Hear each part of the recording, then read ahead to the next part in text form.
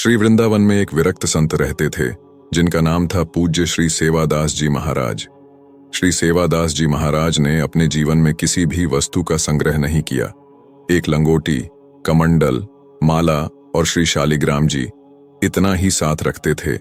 एक छोटी सी कुटिया बना रखी थी जिसमें एक बड़ा ही सुंदर संदूक रखा हुआ था।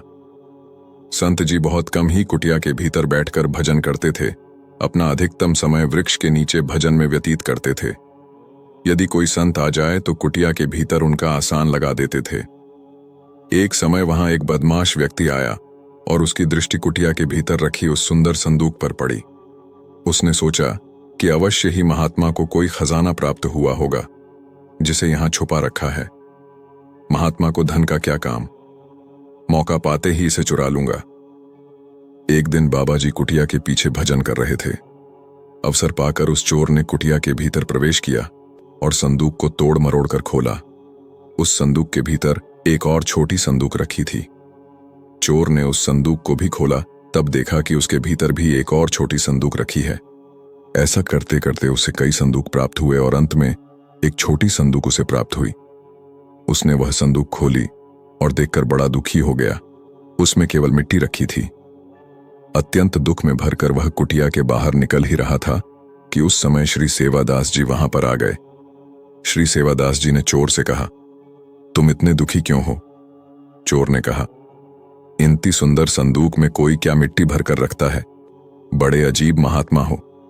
श्री सेवादास जी बोले, अत्यंत श्रेष्ठ मूल्यवान वस्तु को संदूक में ही रखना तो उचित है। चोर बोला, ये मिट्टी कौन सी मूल्यवान वस्तु है?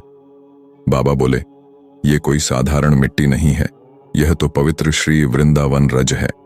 यहाँ की रज के प्रताप से अनेक संतों ने भगवान श्री कृष्ण को प्राप्त किया है। यह रज प्राप्त करने के लिए देवता भी ललचाते हैं। यहाँ की रज को श्री कृष्ण के चरण कमलों का स्पर्श प्राप्त है। श्री कृष्ण ने तो इस रज को अपनी श्रीमुख में रखा है। चोर को बाबा की बात कुछ अधिक समझ नहीं आई और वह कुटिया से बाहर जाने लगा। बाबा ने कहा, सुनो, इतना कष्ट करके खाली हाथ जा रहे हो, मेहनत का फल भी तो तुम्हें मिलना चाहिए। चोर ने कहा, क्यों हंसी मजाक करते हैं? आपके पास देने के लिए है भी क्या? श्री सेवादास जी कहने लगे, मेरे पास तो देने के लिए कुछ है नहीं, परंतु इस ब्रजरज में सब कुछ प्रदान करने की सामर्थ्य है। चोर बोला, मिट्टी किसी को भला क्या दे सकती है? विश्वास हो तो यह रज स्वयं प्रभु से मिला सकती है।